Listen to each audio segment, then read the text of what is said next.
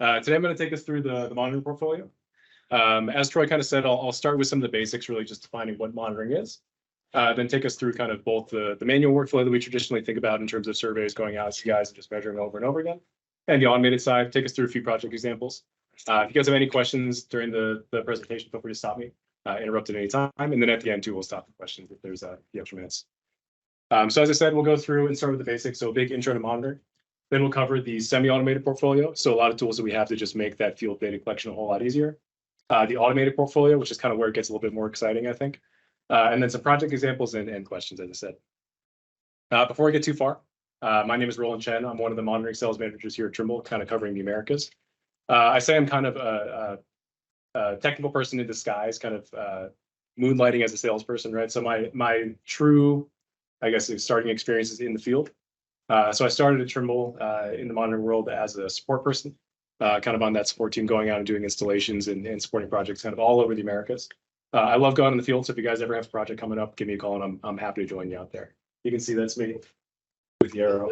That's the proof that I actually get out there. I own a hard hat.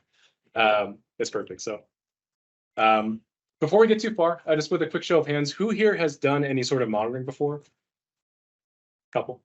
Who here has just gone out and measured the same thing more than one time? Does that happen fairly often? Perfect. So we think about that. That's really monitoring when it comes down to it, right? Steal this mouse real quick. So when you think about monitoring, there's a lot of things that we can say about monitoring, right? A lot of people look at it a different way. A dam is going to be monitored differently than a bridge. It's going to be monitored than a railway. And even if you look at monitoring it manually, semi-automated, automated, there's a lot of different things you can kind of throw at the word. But when it comes down to it, kind of at the most basic level. Yeah, you can tap this upstairs. Oh, sweet, thanks. Monitoring is just measuring that change over time, right? So anytime you're going back and measuring the same thing, whether it's measuring it once, twice, or every day for the next 10 years, that's all monitoring. There's also a lot of reasons why you want to monitor something, right? So every structure is going to have different questions that you ask. A dam is going to have really specific questions about the mode of failure that might happen. A railway is going to have specific questions if they're operating or not operating, a pipeline, a slope.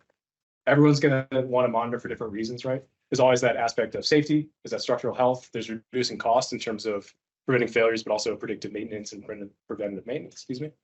And a lot of times we're managing that risk. But all these things come together to make that kind of informed decision making.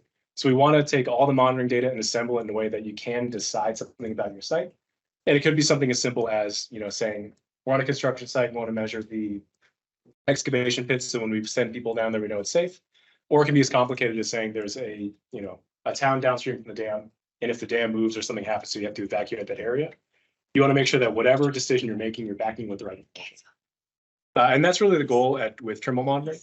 Is we want to enable all of this movement detection, all this change detection with a layer of confidence in there, backing up with the right tools and right information, but also presenting it in a way that's super useful, right? So recording data in the field is kind of getting easier and easier as the technology becomes more available, total stations hopefully getting cheaper, fingers crossed.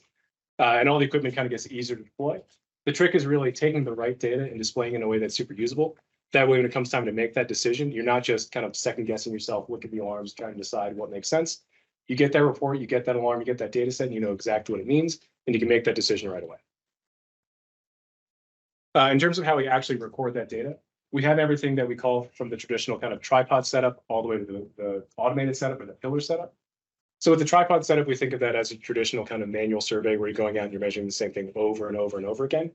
We have a lot of tools now that make it a lot easier to record that data, kind of automating away those repetitive tasks. And then as those project requirements increase or as that job gets more and more risky, then we add in things like the automated sensors, the total stations that run 24/7, the additional sensors on like the geotechnical side, the seismic side. The goal is really not to automate away anybody's job. We don't want to replace a surveyor with an automated total station. We want to make it possible to take a lot more data when you need it for those high-risk projects.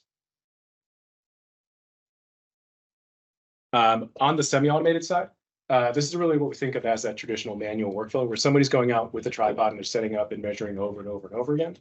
But here we're trying to automate away those repetitive tasks. So it's a big time saver and it's a big error reducer. And the way that it works is we kind of split it into two different workflows. One is that field workflow. And this is going to be the one you're really familiar with Trimble Access, right? So you're going out, you're setting your total station up, using Trimble Access to go and measure all your points. There's a Trimble Access module for monitoring called the Trimble Access Monitoring module. It lets you go out and automatically collect all that data. So instead of having to sit behind the gun and shoot and measure every point over and over and over again, this will run those rounds for you and kind of automate away all those repetitive, redundant tasks. In the office side, we also have two different ways to kind of display that data for more in-depth analytics. We can either use Trimble 4D control, we call it T4D for short. That's kind of the big platform we use for everything monitoring. All your monitoring data can go into there. It doesn't matter if it's automated or manual or geodatic or geotechnical. And I'll get into that side a little bit more in a minute. But there's also a lot of tools in TBC monitoring that we can use. And a lot of your subscriptions for TBC, if you already have it, come with the monitoring module. So it's a really easy thing to add on there. You just say, automate all your reports and your deliverable generation, your alarming and stuff like that. So it's a really useful tool. Trimble Access Monitoring in a little bit more detail. The biggest thing that it does is going to be that automated data collection. So when you go out, your surveyor is going to set that total station up, measure all those points for the first time. And then every time after that, they go out, they set up, they run the resection to get that orientation in that location. And then Trimble Access Monitoring can just run those rounds over and over and over again.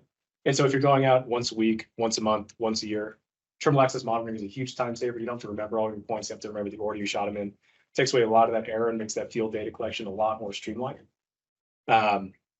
There's a lot of things that Trimble Access Monitoring can do too that's handy, right? So if something does happen on your project, you're going out there and you're measuring maybe once a week or once a month, and you do detect some sort of big change, it's really easy to take the data from Trimble Access Monitoring and flip that into a fully automated setup. And so you can really easily say, okay, now this section is high risk. It's moving a lot more than we thought. We'll leave that total station out there, have it run 24/7. And there's a pretty seamless integration from the manual data set to that automated data set to have a lot of project continuity. You can also do a lot of scanning work with Trimble Access Monitoring. So taking something like an SX12 or an X9 and going out and scanning and doing in-field scan-to-scan comparisons. And then using TBC or TBC monitoring to do a lot more in-depth stuff with the actual scan data. In terms of office software, so TBC monitoring has kind of the same idea as Trimble Access Monitoring, where we're automating all those repetitive tasks. So if you are doing, monitoring kind of as a side thing only once in a while, Trimble Access Monitoring will give you almost everything you need in terms of deliverables and reports and alarms and charts and data sets and all that. Out of your data collector, you can really quickly get your displacements and your results kind of in the field. And for most projects, you can just load that onto a thumb drive and email it to whoever needs to see it. But for some projects, you need more in-depth analytics, and TBC monitoring is really good for that. So you can come in and kind of the same thing, right? You set up your report the first time. You say, I want these thresholds, I want these targets included, I want these as my backsides, I want to process this way. Spend the 15, 20 minutes to set it up. And then every time you drop your data from Trimble Access Monitoring into TBC, it's going to run that same set of reports over and over and over again. So instead of having to sit at your desk maybe every day or every week and run the same report, use TBC monitoring and it's going to do it all for you and save a bunch of time. So it's a really good tool there. And again, comes with your TBC subscription. So feel free to use it whenever you need. On the automated side, it's kind of a similar idea as the semi-automated side, where we have sensors in the field and then some sort of software to process that and display the data. But here it's a much more integrated system. With the automated monitoring side, we get to add in a lot more sensor types because when you automate sensor, you can just have a lot more availability. The sensors will run in the field and record that data on whatever interval you need. It could be once an hour, it could be every 5 minutes, it could be once a week. With an automated system, you always want to make sure that your sensors are powered and online all the time. So the power system and the comm system has kind of become a much more integrated part of that system. And then we send the data from the field over to T4D, where it's processed and turned into something deliverable and easy to display. T4D is kind of split into two main pieces. There's T4D control that sits in the back, does all your geodetic processing, your data management, your configuration. You guys who I'd imagine are out managing these systems will kind of set up T4D one time. T4D control will run the back end and do everything you want to do kind of automated. So it's a one-time setup and then it runs for you. And then T4D web sits on top of that kind of as the web portal. It takes all that data and makes it into something super usable. So it doesn't matter if somebody looking at the data is a surveyor or a geotechnical engineer or a building owner in the area who has never seen monitoring data before. There's a lot of tools you can use to make that data presentable and easy to understand and very, very usable. T4D does a lot of things. We could talk for an hour just on the features in T4D, but to save you guys a little bit of time and sanity, we'll kind of just go through the four main ones. The biggest is that sensor management and data integration. So especially when you look at complicated sites like dams and bridges and mines that have all sorts of different data sets, integrating those all into one place is going to be really, really important. It's also got that powerful geodetic kind of adjustment engine in the background. So same processing as TBC and kind of all the other softwares at Trimble, where it does all your geodetics for you kind of automatically. There's also a lot of data integrity checks in there. And so with the automated setup, as much as we'd like to think it's just magic, there is a lot of maintenance that goes into it, upkeep and just watching the data. T40 takes a lot of that mystery out because you can set up things like your data integrity thresholds and your H-stop checks and your error checks. That way, if for some reason somebody parks a truck in front of one of your backsides, changes the geometry, it ruins your results, T40 is going to flag that for you and ignore that data. So that way it's not delivering bad data to your end users. There's also a lot of different visualization tools that go along with the data sets. So if you think about even displaying total station data measuring prisms on a roadway, is going to be very different than how you display it for measuring total station or a total station measuring prisms on a building. So having a bespoke set of visualization tools for anything that you're doing is going to be really, really important. There's also a lot of conditional alarming and reporting features in here as well. And so a lot of times we think about projects as a simple thing where if the building moves more than a half inch, you want to evacuate it. Or if the dam all of a sudden shifts downstream by a few inches, you want to make sure that something happens. But there is noise and there are false alarms that can happen with these automated data sets. So integrating multiple sensors into your alarms can be really important, or having different logic in there. So you can say, I want at least 5 of my prisms to trigger that threshold before the alarm goes off, or I want my tilt meter that's mounted next to my prism. I want both those thresholds to be exceeded, and then that alarm goes off. So there's a lot of kind of built-in cross-checking you have in the system. The sensors that we can use with the automated system start with the geodetics, right? So T40 is built on the Trimble system of total stations and GNSS. Total stations and GNSS are great for measuring those surface changes. So you think about a total station measuring 1 or 100 prisms at a time. Really high precision, really good data for long-term settlement and even sometimes the rapid movement. GNSS is great because you can get data out at 1 hertz or 20 hertz data rate. So for dams, bridges, mines that have a lot of really rapid movement you want to catch, GNSS can be really indisposable. Geotechnical data. Have you guys ever worked with geotechnical data sets before or sensors? Oh, nice. We got one. You can explain everything to everybody. Geotechnical, the world of geotechnical sensors is vast and open, and it's really big. If you guys ever want to learn about it, you can reach out to me and I'll talk to you about it as much as you want. But the way you kind of think about it is that geodetics are the surface measurements. So total stations and GNSS measuring the surface change. Geotechnical sensors really measure the subsurface measurements. So you think about groundwater levels, things like in-place inclinometers that can measure kind of subsurface deformation. There's really a whole world of different sensors that can really complement and supplement, or even just add to the value that the monitoring system gives. And we can integrate almost all the sensors in T40. Kind of along the same lines, we also integrate vibration and seismic and acceleration and weather sensors. We just want to make sure we're showing the full picture of the site and not just one small aspect of it. Now I'll go through a few project examples so you guys know that we're not just making these tools and they don't work at all. These actually get deployed and people use them and they do what we say they're going to do. The Trans Mountain Pipeline is a really interesting example of integrating both manual data sets or semi-automated data sets and automated data sets. The Trans Mountain Pipeline is a huge pipeline project in Canada, runs across most of British Columbia and Western Canada. The surveyors out here for GeoVera, their primary work was monitoring. So they went out with Trimble Access Monitoring and they measured essentially as construction went along the entire pipeline. Most of the time, they only needed to take data once a day. So Trimble Access Monitoring is perfect. They just set up in one spot for the week or month that the construction happens. But occasionally that pipeline crossed, we call it kind of key infrastructure. So railways, roadways, other existing buildings and things like that. And the construction had a pretty large potential to interrupt and interfere with those structures.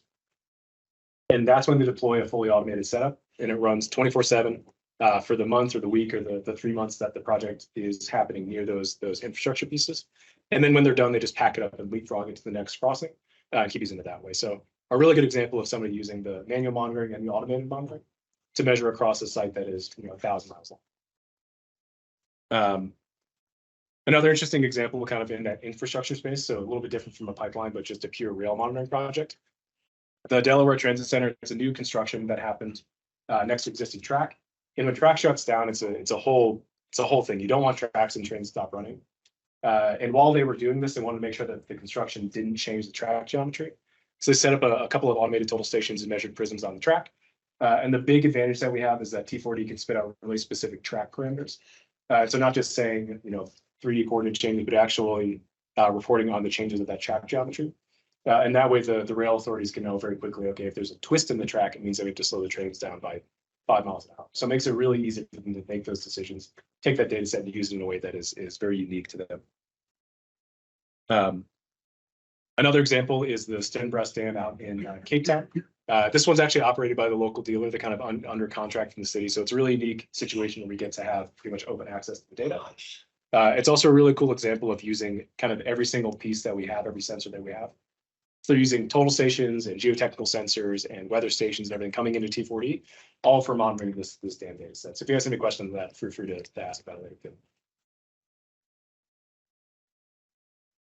Any questions? TC. How much of this system relies on the cloud, Trimble Connect? It's up to you. So Trimble access to TBC can be done with the cloud transfer, so with Trimble Connect. And it is a pretty easy thing to go from Trimble access to TBC. The T4D system, the automated system, can be installed as a cloud thing, but it's what we call an on-premises installation all the time. And so you own the software and put it on a server. And if you want to put it on a cloud server, we help you out with it. But Trimble doesn't provide like a cloud hosted instance yet. If you want us to, we're looking at it, but not yet. Well, that said, when will Trimble become FISMA, or Federal Information Security Management Act compliant? Man, if I could answer that, they'd pay me a lot more money. It's a great question. Yeah, it is a really good question. Though. I don't know if we'll both You know know what the it answer. is? I know that we've helped get some T40 instances spun up on servers like that, but we haven't done any actual work to make it secure for it. That basically locks out the federal government. Yeah, it does. Now, security is a big thing. So one of the things we can do is always install this on a local system without internet access if we need to, and then do all the networking locally and stuff like that. But that's, a big IT question. We don't have time for that. You guys have probably helped government entities in the past that have security questions, right? Yeah, exactly. We just There's did usually a way around stuff, so. Yeah, there's always a way to make it work. So we work with anybody for security stuff to try to make it happen. We just did a project in a Navy port up in the Northeast where everything is completely offline. They even take like a hammer to the cameras on the data collectors and stuff.